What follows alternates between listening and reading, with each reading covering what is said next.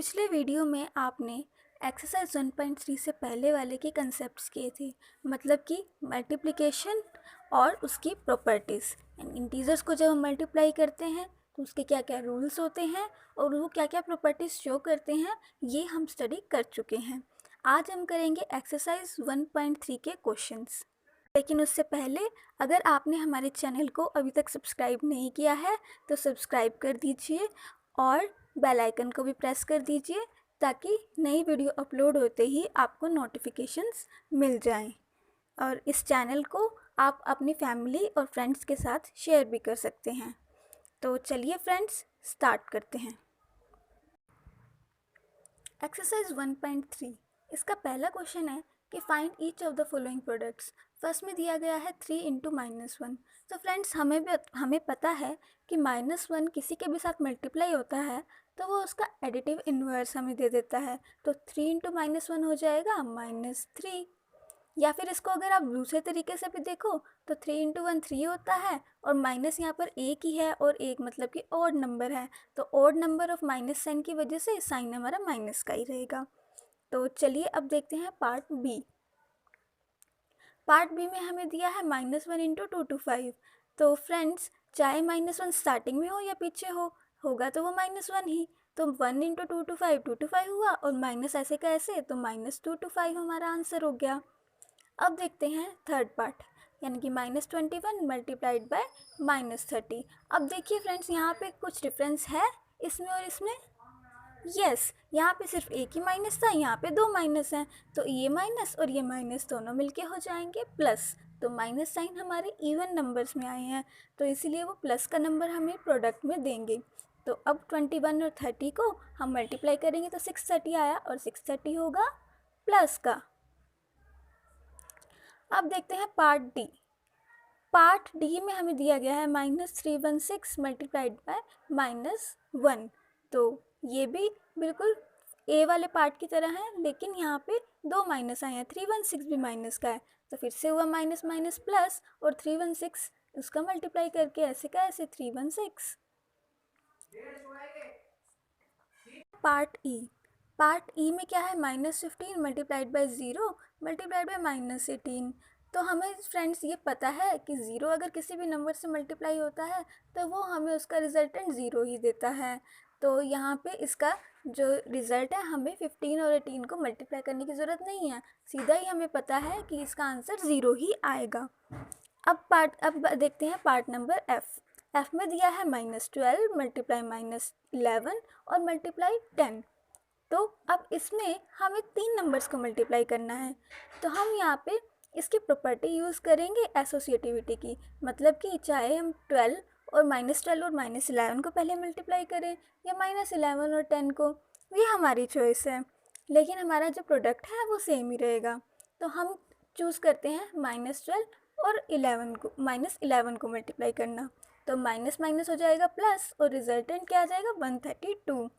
इसको मल्टीप्लाई करना है हमें 10 से, तो 10 से मल्टीप्लाई करने पे आया 1320। अब पढ़ते हैं पार्ट जी की तरफ। पार्ट जी में हमें दिया गया है 9 मल्टीप्लाइड बाय -3 मल्टीप्लाइड बाय -6। तो इसमें भी हम एसोसिएटिविटी प्रॉपर्टी यूज़ करेंगे। तो 9 और 3 को पहले मल्टीप्लाई कर लिया और 3 माइनस का है तो इसकी वजह से -27 हो जाएगा, क्योंकि माइनस हमारे पास ऑड नंबर में है, और इसको मल्टीप्लाइड बाय -6 और -6 से अब मल्टीप्लाई करेंगे। अब -27 भी माइनस में और -6 भी माइनस में, तो दो माइनस माइनस हो जाएंगे हमारे प्लस, तो प्लस हो जाएंगे तो हमारा आंसर क्या आ जाएगा 162। फ्रेंड्स, पार्ट एच में हमें दिया गया है -18 मल्टीप्लाई -5 और मल्टीप्लाइड बाय -4। तो इसको मल्टीप्लाई करने पे हमने 18 और 5 को न्यूमेरिकली मल्टीप्लाई किया, 90 आया और माइनस माइनस हो गया प्लस, तो ये हमारा 90 इंटू -4 जो हमारा राइट पे रह गया था। तो इन दोनों को मल्टीप्लाई करेंगे तो आएगा -360। -360 क्यों है, क्योंकि अब हमारे पास सिंगल माइनस है तो इसीलिए माइनस रहेगा, तो -360 हम यहाँ पे मेंशन करेंगे। अब पार्ट आती है पार्ट आई की। पार्ट आई में दिया गया है -1 इंटू -2 और इंटू -3 इंटू में 4, यानी कि हमें अब यहाँ पे अगर हम प्रॉपर्टी लगाएंगे तो एसोसिएटिविटी में -1 इंटू -2 को हमने पहले मल्टीप्लाई किया, जो कि हमें रिजल्ट देगा 2, क्योंकि दोनों ही माइनस के हैं और माइनस माइनस होता है प्लस। और इसमें देखेंगे -3 इंटू 4 तो ये देगा हमें -12, और -12 यानी कि फ्रेंड्स -1 और -2 को मल्टीप्लाई करने पे आया 2, और -3 और 4 को मल्टीप्लाई करने पे आया -12, और 2 और -12 को मल्टीप्लाई करने पे आया -24। तो ये हमारा आई पार्ट भी कंप्लीट होता है। अब हम देखते हैं जे पार्ट में हमें क्या दिया गया है। जे पार्ट में हमें मेंशन है -3 इंटू -6 इंटू -2 इंटू -1। तो -3 इंटू -6 होगा प्लस का 18, क्योंकि माइनस माइनस प्लस में हो जाएगा, और -2 इंटू -1 होगा प्लस का 2, तो 18 इंटू 2 क्या होगा 36। तो इसी के साथ ही हमारा फर्स्ट क्वेश्चन कंप्लीट होता है। अब बढ़ते हैं हम पार्ट 2 की तरफ। तो क्वेश्चन नंबर 2 के अंदर हमें क्या दिया गया है कि हमें कुछ वेरिफिकेशंस करनी हैं। और वेरिफिकेशंस में पहला वेरिफिकेशन क्या है कि 18 को मल्टीप्लाई कर दें 7 प्लस -3 से, तो वो 18 मल्टीप्लाइड बाई 7 प्लस 18 मल्टीप्लाई -3 के इक्वल आना चाहिए। अब अगर हमें इसे इक्वल रखना है तो आप ध्यान से देखोगे तो ये डिस्ट्रीब्यूटिव प्रॉपर्टी को प्रूव करने के लिए कह रहा है, और ऐसा क्वेश्चन हमने एग्जाम्पल में भी किया था। तो ये क्वेश्चन भी सेम एग्जैक्टली उसी वे से होगा। आप चाहें तो इसे खुद भी कर सकते हैं, लेकिन चलिए हम इसे यहाँ पे सॉल्व करते हैं। तो 18 मल्टीप्लाइड बाई 7 प्लस -3, तो हमें पता है कि 7 प्लस -3 यानी कि 7 -3 हो जाएगा, जो कि होता है 4। तो लेफ्ट हैंड साइड अगर हम देखेंगे तो 18 मल्टीप्लाइड बाई 4, तो 18 मल्टीप्लाइड बाई 4 72 होता है। अब देखते हैं राइट हैंड साइड पे क्या आता है। राइट हैंड साइड पे है 18 मल्टीप्लाइड बाई 7, जो कि हो गया 126, और 18 मल्टीप्लाइड बाई -3, जो कि हो गया -54। तो 126 -54, तो 126 -54 क्या आया 72। तो फ्रेंड्स ये दोनों इक्वल आ गए, तो लेफ्ट हैंड साइड और राइट हैंड साइड इक्वल हैं, तो हमारा वेरिफिकेशन कंप्लीट हो गया है। अब देखते हैं पार्ट बी। पार्ट बी में हमें दिया गया है -21 into -4 plus -6 is equal to -21 multiplied by -4 plus -21 multiplied by -6। ये भी एसोसिएटिविटी ही है, लेकिन इसके अंदर तीनों ही नंबर्स हमारे पास नेगेटिव हैं, तो इसमें भी बस कैलकुलेशन का डिफरेंस है, होगा ये पार्ट ए की तरह ही। तो पार्ट ए के अंदर हम क्या हमें उसी तरह से लेफ्ट हैंड साइड को कैलकुलेट कर लेते हैं। लेफ्ट हैंड साइड में पहले -21 और उसके बाद क्या है -4 और -6, तो इसका मतलब क्या हो जाएगा -10 हो जाएगा ये, और माइनस माइनस जब मल्टीप्लाई होंगे तो प्लस का क्या देंगे, प्लस का 200। अब देखते हैं right hand side. Right hand side में भी माइनस माइनस प्लस हो जाएगा, तो -21 इंटू 4, तो इसका मल्टीप्लिकेशन क्या होगा 84, और -21 इंटू में -6, तो इसका मल्टीप्लिकेशन होगा 126। तो मल्टीप्लाई करने पे हमारा रिजल्ट आया 210। तो लेफ्ट हैंड साइड और राइट हैंड साइड इक्वल हैं, तो हमारा क्वेश्चन वेरीफाइड हो गया।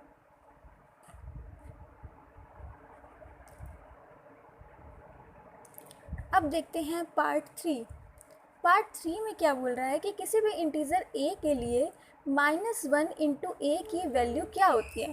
फ्रेंड्स हम बहुत अच्छी तरह से जानते हैं कि -1 से जब भी मल्टीप्लिकेशन होता है तो वो हमें उसका एडिटिव इन्वर्स देता है। तो a का एडिटिव इन्वर्स क्या होगा, ऑब्वियसली -a, तो इसका आंसर क्या है -a। अब हम देखते हैं पार्ट 2। पार्ट 2 के अंदर क्या है, determine the integer whose product with -1 is. अब हमें उसकी प्रोडक्ट दी हुई है और हमें उस इंटीजर को फाइंड आउट करना है जिसे -1 से मल्टीप्लाई करेंगे तो हमारी ये वैल्यू आए। तो इसका मतलब क्या है कि हमें उसका एडिटिव इन्वर्स निकालना है।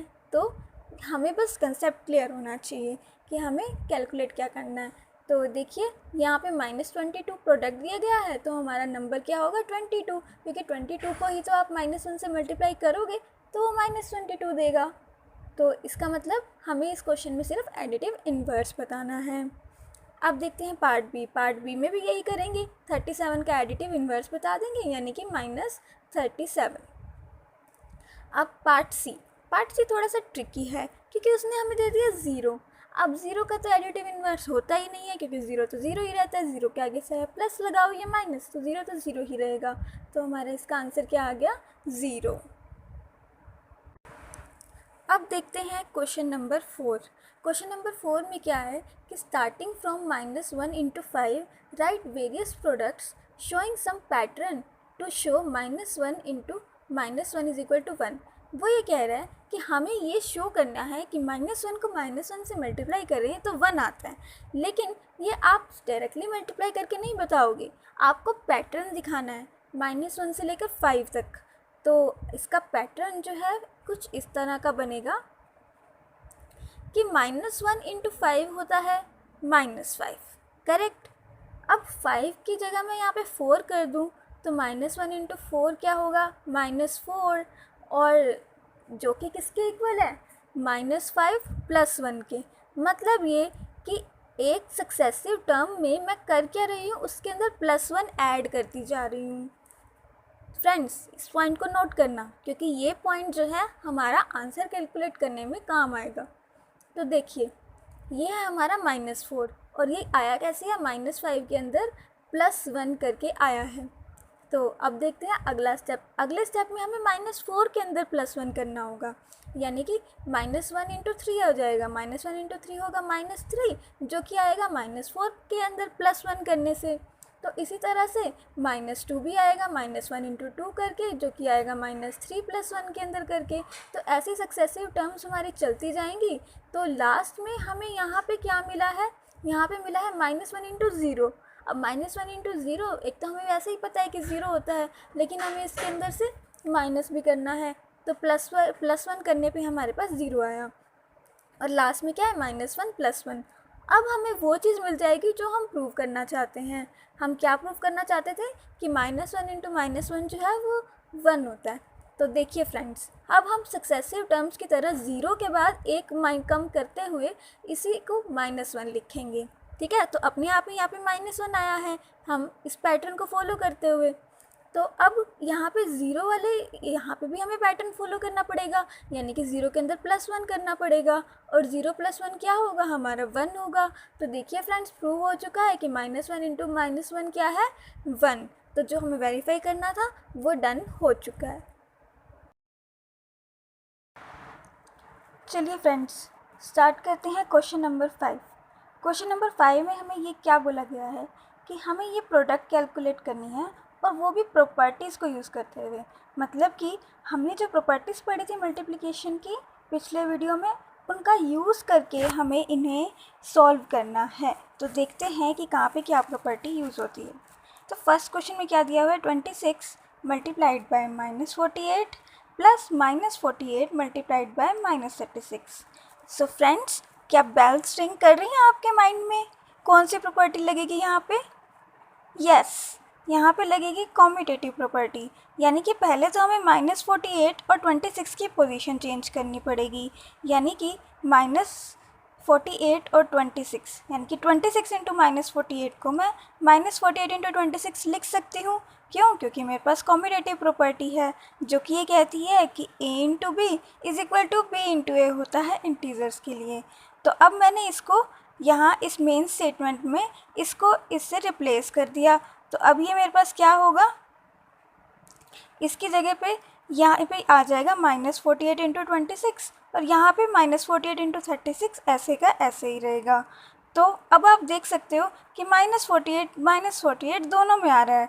तो अब यहाँ पे लग जाएगी आपकी डिस्ट्रीब्यूटिव प्रॉपर्टी। तो डिस्ट्रीब्यूटिव प्रॉपर्टी की वजह से -48 आ गया आपका कॉमन, और 26 और 36 को हम अलग से कैलकुलेट कर लेंगे। अब डिस्ट्रीब्यूटिव प्रॉपर्टी जो है यहाँ पर उल्टी लगी है। मतलब कि डिस्ट्रीब्यूटिव प्रॉपर्टी क्या कहती है कि ये वैल्यू इस वैल्यू के इक्वल होती है, लेकिन यहाँ पर हमें पहले ही एक्सपेंडेड फॉर्म में दिया हुआ है, और उसे हमने कॉम्पैक्ट फॉर्म में किया है। किस लिए? ताकि हमारी कैलकुलेशन ईजी हो जाए। अब आप देखोगे कि कैलकुलेशन ईजी कैसे होती है। देखो, -48 इंटू 26 प्लस -36, तो 26 प्लस -36 यानी कि 26 -36, तो ये क्या आया, -10। तो देखो, 10 और 48 को मल्टीप्लाई करना कितना इजी है, माइनस माइनस प्लस, और 480 हमारा आंसर आ गया। लेकिन अब आप सोचो, अगर आपको 48 और 26 को मल्टीप्लाई करना पड़ता, और 48 और 36 को भी मल्टीप्लाई करना पड़ता, तो कितनी बड़ी कैलकुलेशन हो जाती। लेकिन यहाँ पे हमारा ये आंसर कितना इजीली निकल आया है। तो इससे हमारी प्रॉपर्टीज़ से हमारी कैलकुलेशन भी इजी होती है। तो चलिए फ्रेंड्स, फर्स्ट पार्ट हमारा कंप्लीट होता है। अब चलते हैं सेकंड पार्ट पे। सेकेंड पार्ट में हमें दिया गया है 8 × 53 मल्टीप्लाइड बाय -25। अब इसे हम कैसे इजी करें इस कैलकुलेशन को? तो फ्रेंड्स, हमें अब पता है, हमने छोटी क्लासेस में तो पढ़ा ही है कि 8 और 125 को मल्टीप्लाई करने पर 1000 आता है। लेकिन यहाँ पे 8 यहाँ पर है और 125 यहाँ पे, इनके बीच में आ रहा है ये 53। अब इस 53 को इनके बीच से कैसे हटाया जाए, तो देखते हैं इसके लिए हमारी प्रॉपर्टीज़ कैसे हेल्प करेंगी। तो हमारी प्रॉपर्टीज़ में है कॉम्यूटेटिव प्रॉपर्टी, जो कि ये कहती है a × b = b × a। तो 8 × 53 की जगह पे मैं 53 × 8 लिख सकती हूँ, तो उससे मेरे आंसर पे तो कोई इफेक्ट नहीं पड़ेगा। तो मैंने यहाँ पे 53 × 8 लिख लिया और इसको मल्टीप्लाई कर दिया -125 से। अब आप देख सकते हो कि 8 और -125 सीधे मल्टीप्लिकेशन में आ चुके हैं। तो अब मैं इसकी जगह पे लिख सकती हूँ सीधा 1000, और इसका मैं साइन क्या लिखूँगी, क्योंकि -125 है इसीलिए माइनस का 1000 होगा। तो माइनस का 1000 है, अब ये 53 से मल्टीप्लाई होगा। तो देखिए यहाँ पर भी आपकी कैलकुलेशन कितनी इजी हो गई और -53,000 कितनी इजीली आ गया। यही अगर आपको 53 को पहले 8 से मल्टीप्लाई करना पड़ता, फिर जो आता उसे आप 125 से मल्टीप्लाई करते, तो आप कैलकुलेशन करते ही रह जाते और ये क्वेश्चन सॉल्व भी नहीं होता। लेकिन अगर आपको प्रॉपर्टीज़ आती हैं तो आप ये क्वेश्चन चुटकियों में कर लेंगे। अब देखते हैं पार्ट नंबर सी।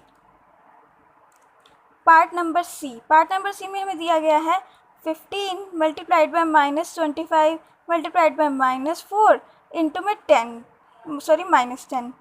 तो अब हमें दिख रहा है कि 25 और 4 हैं और इन दोनों को मल्टीप्लाई करने से क्या होता है, 100 आ जाता है।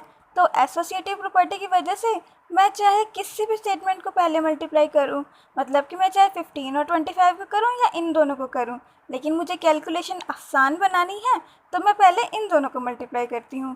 तो 25 × 4 हुआ 100 और माइनस माइनस हो गया प्लस, और मेरे पास लास्ट में ये आया इंटू 100 इंटू में -10।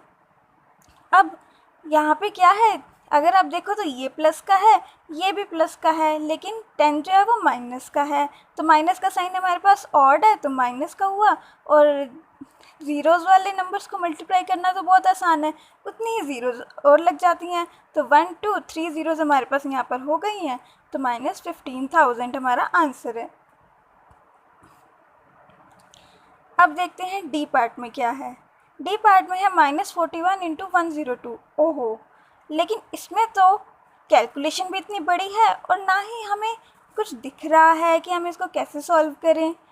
तो एक ट्रिक हम यहाँ पे लगा सकते हैं, वो ये कि 102 को हम 100 और 2 में लिख लें तो हमारी कैलकुलेशन थोड़ी सी इजी हो जाएगी।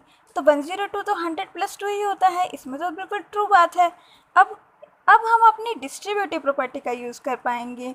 तो डिस्ट्रीब्यूटिव प्रॉपर्टी हमारी क्या कहती है कि अगर बीच में प्लस का साइन है और -41 को मुझे दोनों से मल्टीप्लाई करना है, तो मैं एक बारी इससे मल्टीप्लाई करूँगी और एक बारी 2 से मल्टीप्लाई करूँगी, और जो आएगा उन दोनों को ऐड कर दूँगी, तो भी मेरे आंसर पे कोई फ़र्क नहीं पड़ेगा। तो अब देखिए 100 से -41 को मल्टीप्लाई करना कितना ईजी है, -4100 आ गया, और 2 से मल्टीप्लाई करना भी वेरी ईजी है। तो यहाँ पे क्या आया, -82। तो अब मैं इसको सॉल्व करूँगी तो सीधे सीधे माइनस प्लस माइनस, तो माइनस माइनस जो है न्यूमेरिकली तो ऐड ही होंगे, तो -4182 हमारा आंसर आ गया। तो डी पार्ट भी कंप्लीट हुआ हमारा डिस्ट्रीब्यूटिव प्रॉपर्टी की मदद से। अब करते हैं पार्ट ई। पार्ट ई में हमें बोला गया है 625 × -35 इंटू में -625 इंटू में 65। अब इसके अंदर देखिए फ्रेंड्स, कुछ भी दिख नहीं रहा है कॉमन, लेकिन यहाँ पे 625 है और यहाँ पे माइनस का 625 है। अगर इस माइनस को हम किसी तरह से हैंडल कर लें तो हम कोई ना कोई प्रॉपर्टी इसमें ज़रूर लगा लेंगे। तो हम क्या करते हैं, मल्टीप्लिकेटिव इन्वर्स प्रॉपर्टी का यूज़ करते हैं, यानी कि -1 से अगर किसी नंबर को मल्टीप्लाई किया जाए तो वो हमारा जो नंबर होता है उसका मल्टीप्लिकेटिव इन्वर्स से देता है। तो मैं -625 को -1 इंटू 625 यानी कि 625 इंटू -1 लिख सकती हूँ। तो यहाँ वाला जो मेरा -625 है, यहाँ पे मैंने लिख लिया इसको -625 इंटू 65 की मेरी वैल्यू क्या हो जाएगी 625 इंटू में -1 इंटू में 65, मैंने -1 को अलग से लिख लिया। अब इस -1 को मैं क्या करूँगी, इसको मैं 65 से मल्टीप्लाई कर लूँगी। क्यों? क्योंकि एसोसिएटिव प्रॉपर्टी भी मेरे पास है। तो 625 इंटू में -65, तो हमारी ये वाली जो वैल्यू थी वो चेंज हो गई 625 इंटू -65 यानी कि इस वैल्यू में। अब हम पूरी स्टेटमेंट पे चले जाते हैं। अब पूरी स्टेटमेंट में जब लिखा तो ये इंटू में -35 और ये 625 इंटू में -65। तो अब इसे सॉल्व करना वेरी इजी हो गया है फ्रेंड्स। देखिए 625 इसको मल्टीप्लाई करना है -35 प्लस -65। अब ये कहाँ से आया, ये आया डिस्ट्रीब्यूटिव से। तो देखिए एक ही क्वेश्चन में 3 प्रॉपर्टीज यूज़ हो गई हैं। तो अब देखो -35 प्लस -65 यानी कि -65 ही होगा, और 35 और 65 को ऐड करने पे 100 आता है, दोनों ही माइनस के हैं तो माइनस का 100 हो जाएगा। और 100 का क्या है, मल्टीप्लाई करने में पीछे 2 ज़ीरो लगानी है, तो -625 जो है -62500 आपका आंसर आ गया है। अब करते हैं पार्ट एफ। पार्ट एफ में हमें क्या दिया गया है, 7 इंटू 50 - 2। अब देखिए फ्रेंड्स, अगर यहाँ पे 7 इंटू 48 होता तो 48 को हम 50 - 2 लिख देते, लेकिन हम ऐसा कुछ नहीं करेंगे कि इसको हम 48 में कन्वर्ट नहीं करेंगे। क्यों? क्योंकि वो हमारी कैलकुलेशन को और बढ़ा देगा। हम यहाँ पे प्रॉपर्टीज़ यूज़ करेंगे, क्योंकि हमें मेंशन भी किया गया है कि आपको प्रॉपर्टीज़ यूज़ करनी है, तो हम इसको 48 से डायरेक्टली सॉल्व नहीं कर सकते। तो देखते हैं अब क्या यूज़ होगा। सबसे पहले लगा देते हैं डिस्ट्रीब्यूटिव प्रॉपर्टी, जो कि माइनस के लिए भी यूज़ होती है। तो 7 को 50 से एक बार मल्टीप्लाई करेंगे और 7 को 2 से मल्टीप्लाई करेंगे, जो आएगा उनको आपस में क्या करेंगे, माइनस। या फिर आप इसको ऐसे भी लिख सकते हो कि मैं इनको प्लस से करूं, लेकिन मैं इस माइनस को 2 के साथ ही रहने दूं। तो मैंने इसको -2 को यहीं रख लिया और यहाँ पे प्लस लिख दिया। तो अब यहाँ पे क्या आया मेरे पास, -14, या मैं प्लस को वहाँ लिख दूँ या वहाँ लिख दूँ, एक ही बात है। तो मेरे पास आएगा तो 350 - 14 ही। तो 350 - 14 आया, तो इसकी वैल्यू क्या होगी, 336। तो मेरा आंसर क्या है, 336। अब देखते हैं पार्ट जी। पार्ट जी में हमें दिया गया है -17 इंटू -29। ऐसे ही क्वेश्चन की मैं आपसे बात कर रही थी। अब इसे ही प्रॉपर्टीज से ही सॉल्व करना है। तो फ्रेंड्स इसे हम लिखेंगे -30 + 1, क्योंकि ये 29 माइनस का है, इसीलिए बड़े वाला माइनस करेगा। तो -30 + 1। अब मैं इसको डिस्ट्रीब्यूटिव प्रॉपर्टी लगाऊंगी, तो -17 इंटू -30 अलग से मल्टीप्लाई होगा और +1 और -17 अलग से मल्टीप्लाई होगा। तो माइनस माइनस हो जाएगा प्लस, तो प्लस का 510 और उसके साथ में प्लस करना होगा हमें माइनस का 17, यानी कि 5 और 10 में से हमें 17 माइनस करना पड़ेगा, जो कि हमें देगा 493। तो जी का आंसर क्या आया, 493 प्लस का। अब देखते हैं एच। आप इसको चेक भी कर सकते हो 17 और 29 को अलग से मल्टीप्लाई करके। अगर आपका आंसर सेम आ जाता है तो इसका मतलब आपका आंसर करेक्ट है। अब देखते हैं एच पार्ट। एच पार्ट में है -57 इंटू -19 प्लस 57। तो अब देखिए 57 के साथ में तो कुछ है नहीं, लेकिन 57 को -57 इंटू -1 तो हम लिख सकते हैं ना। क्यों? क्योंकि मल्टीप्लिकेटिव इन्वर्स की वजह से। तो अब क्या हुआ, डिस्ट्रीब्यूटिव रिवर्स में लगाया तो -57 कॉमन आ जाएगा और -19 इंटू में -1 की जगह पे सीधा -1 हो गया। और -57 इंटू में -20 और माइनस माइनस प्लस, तो मल्टीप्लाई होके आया 1140। देखिए कितना इजी हो गया ये क्वेश्चन भी। तो ये वाला पार्ट हमारा इसी के साथ कंप्लीट हो गया। अब इसके बाद हैं हमारे पास स्टेटमेंट वाले क्वेश्चंस। तो स्टेटमेंट वाले क्वेश्चंस भी हम कर लेते हैं, देखते हैं क्या है इसमें। तो ये कह रहे हैं कि किसी सर्टेन फ्रीजिंग प्रोसेस में उसे रूम टेम्परेचर को 40 डिग्री से नीचे लेकर जाना है, और वो कैसे भी एकदम से नहीं ले जा सकते, हर एक आवर में 5 डिग्री सेल्सियस। तो ठीक है, तो वो कह रहा है कि 10 आवर्स के बाद हमारा टेम्परेचर क्या होगा, आप ये बताओ। तो ये कैसे बताएंगे कि इनिशियल टेम्परेचर हमारा कितना दिया हुआ है, 40 डिग्री सेल्सियस। अब 40 डिग्री सेल्सियस तो है, लेकिन डिक्रीज़ क्या है, 5 डिग्री सेल्सियस डिक्रीज़ हो रहा है पर आवर पे। तो 1 आवर में 5 डिग्री सेल्सियस कम हो जाता है। तो 10 आवर्स के बाद क्या होगा? 10 आवर्स के बाद 10 × 5 जो भी होगा उसे हमें 40 में से माइनस करना पड़ेगा। तो यानी कि 40 - 50, तो ये हो गया आपका -10 डिग्री सेल्सियस। तो ये आपका टेम्परेचर होगा और यही हमारा आंसर भी है। अब देखते हैं कि एक क्लास टेस्ट हो रहा है, उसमें 10 क्वेश्चन हैं। 7 क्वेश्चन में कह रहे हैं कि क्लास टेस्ट हो रहा है, उसमें 10 क्वेश्चन है और आपको +5 मार्क्स दिए जाएंगे अगर तो आपने सही बता दिया, और अगर आपने गलत बता दिया तो -2 मार्क्स मिलेंगे। ऐसा क्वेश्चन एग्जाम्पल में भी आया था ना। हाँ, लेकिन उसमें एक चीज़ और मेंशन है कि अगर आपने ज़ीरो नंबर अगर आपने क्वेश्चन अटैम्प्ट ही नहीं किया है तो देखते हैं अब किसके मार्क्स कितने हैं। तो मोहन कह रहे हैं कि मोहन के 4 करेक्ट आंसर्स हैं और 6 इनकरेक्ट आंसर्स हैं, तो उसका स्कोर बताओ कितना हुआ। तो देखिए करेक्ट आंसर्स हमारे पास 4 हैं, तो हर एक करेक्ट के नाम का 5 मार्क्स। तो टोटल करेक्ट आंसर्स की वजह से टोटल 5 मार्क्स एवरी टाइम मिलेंगे। तो 5 × 4 हो जाएगा, 5 × 4 हुए हमारे पास 20 मार्क्स। अब वो कह रहे हैं इनकरेक्ट आंसर्स थे वो 6 थे। अब 20 मार्क्स तो ले लिए, लेकिन अभी लूज़ भी करेंगे। कैसे लूज़ कर देंगे? 6 इनकरेक्ट आंसर्स हैं तो -2 × 6, जिसकी वजह से -12 मार्क्स भी मिलेंगे। तो टोटल मार्क्स कितने हो गए? 20 + -12 यानी कि 20 - 12। तो आज लास्ट में मार्क्स कितने बचे? 8 मार्क्स। तो मोहन के मार्क्स हैं हमारे पास 8। अब वो कह रहे हैं कि रेशमा के मार्क्स बताओ। रेशमा ने क्या किया है? रेशमा ने 5 करेक्ट आंसर्स दिए हैं और 5 ही उसने इनकरेक्ट आंसर्स दिए हैं। तो करेक्ट आंसर्स की वजह से उसका स्कोर कितना हो गया? 5 × 5 25, और इनकरेक्ट आंसर्स की वजह से -2 × 5 यानी कि -10। तो अब टोटल मार्क्स कितने हुए?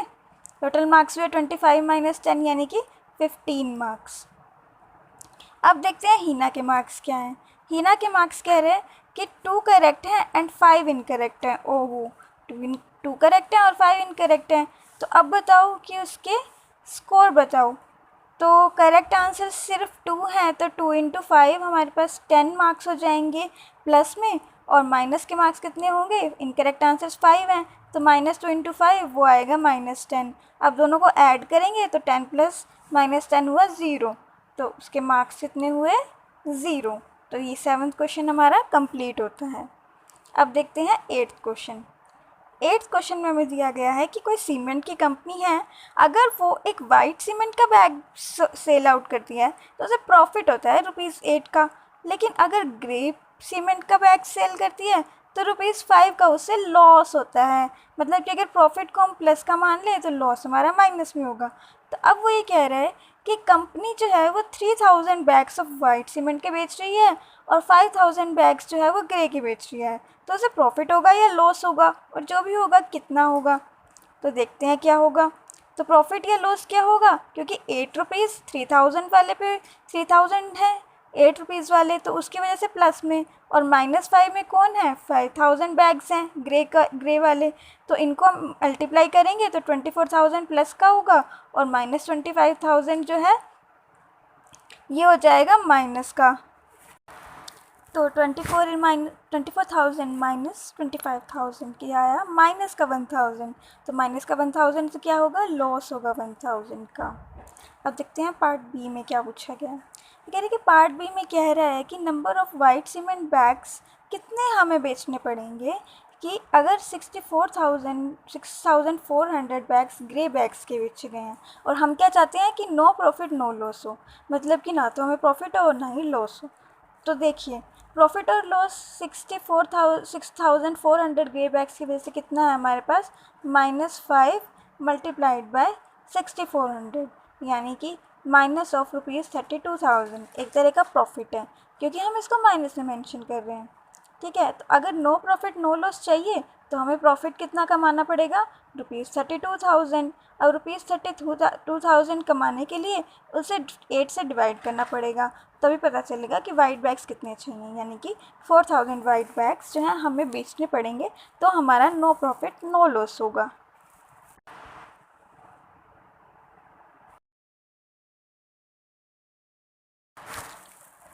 अब देखते हैं क्वेश्चन नंबर 9। क्वेश्चन नंबर 9 में हमसे क्या पूछा गया है कि हमें fill in the fill in the blanks करने हैं। तो -3 इंटू में क्या ब्लैंक करें कि 27 वैल्यू आ जाए, क्या इंटीजर वैल्यू फिल करेंगे। तो देखिए -3 को अगर हम 9 से मल्टीप्लाई कर दें तो 27 न्यूमेरिकली तो आ जाएगा, लेकिन हमें 27 प्लस का चाहिए। तो हमें यहाँ पे क्या लिखना पड़ेगा, माइनस का 9, ताकि माइनस और माइनस मिलके क्या हो जाए, प्लस। ठीक है, अब देखते हैं पार्ट बी। पार्ट बी में क्या है, 5 इंटू क्या उससे मल्टीप्लाई करें कि -35 आ जाए। अब 5 तो प्लस का है, वो माइनस का कैसे हो जाएगा, उसके लिए हमें माइनस के नंबर से मल्टीप्लाई करना पड़ेगा। चलो साइन तो हमें पता लग गया, अब नंबर क्या है, नंबर क्या है, सिंपल आप 35 को 5 से डिवाइड कर दो तो आपको 7 आ जाएगा, क्योंकि डिवाइड करने पे जो नंबर आएगा वही 5 को 7 से मल्टीप्लाई करने पे आएगा। तो 5 इंटू 7 क्या है, 35, -35। तो देखिए हमारी स्टेटमेंट ट्रू हो चुकी है। अब देखते हैं पार्ट सी। पार्ट सी के अंदर है माइनस ब्लैंक इंटू -8 इंटू में -56। तो अब चाहे आप ब्लैंक आगे लगाओ चाहे पीछे लगाओ, उससे तो कोई डिफरेंस नहीं आएगा। क्यों, क्योंकि कॉम्पिटेटिव प्रॉपर्टी है ना हमारे पास, a into B is equal to B into A, तो इससे कोई डिफरेंस नहीं आएगा। तो यहाँ पे एक माइनस है और ये नंबर हमें माइनस का ही चाहिए, तो यहाँ वाला नंबर हमें प्लस वाला लिखना पड़ेगा। तो साइन हमें पता लग गया कि साइन है प्लस का, और नंबर क्या होगा, 56 को 8 से डिवाइड किया तो नंबर आ गया 7। अब देखते हैं अगला पार्ट क्या है। अगले पार्ट में है blank into -12 is equal to 132। तो 132 को 12 से डिवाइड करने पे आता है 11, लेकिन 11 प्लस का होगा या माइनस का, 132 तो प्लस का है और -12 जो है माइनस का है।